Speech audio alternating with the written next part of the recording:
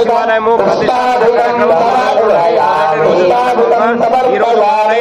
ఆఖరికి ఆదివారం 9:15 ఈ ప్రతిష్ట కార్యక్రమం ఉంది.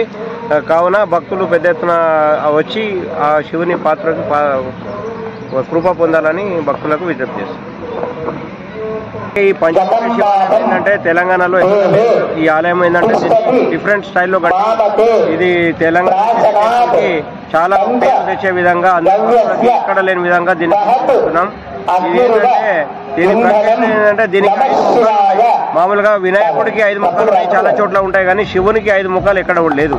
ఇది పంచముఖి శివాలయం ఒక ప్రతిష్టత ఉంటుంది.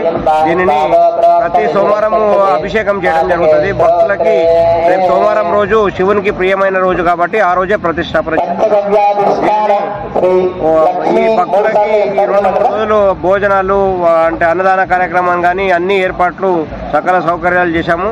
మేము ఆఖరి రోజు ఒక 10-15 వేల మందిని ఎక్స్పెక్ట్ చేస్తున్నాం. చాలా మంది విఐపీస్ కూడా ఆ ఆఖరి రోజుకే చెప్పాము, ఎందుకంటే 2 రోజులు మొదలవుతుంది. First day, second day, third day రోజు విపరీతమైన రద్దీ ఉంటుంది.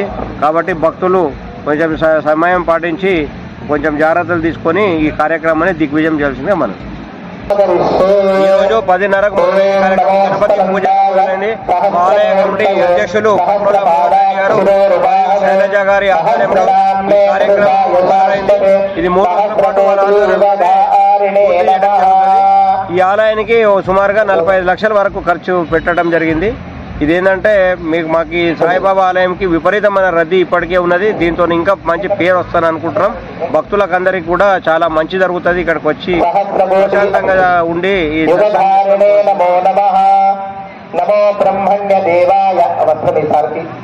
మాకు తెలిసిన అయితే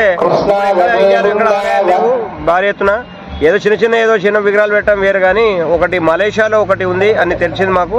తర్వాత అమెరికాలో న్యూజెర్సీలో ఒకటి ఉంది పంచముఖ శివాలయము. ఎవరైతే న్యూజెర్సీలో చేశారో మహాబలిపురం వాళ్ళు చేయడం జరిగింది. దానికి వాళ్ళతోనే మనం కూడా ఆ విగ్రహాన్ని చేయించడం జరిగింది. అది సుమారుగా 5.5 ఫీట్ల విగ్రహము. దానికి పంచముఖాలు ఉంటాయి. 5 ద్వారాల నుంచి దర్శనం చేయొచ్చు విగ్రహాన్ని. దాని ప్రాముఖ్యత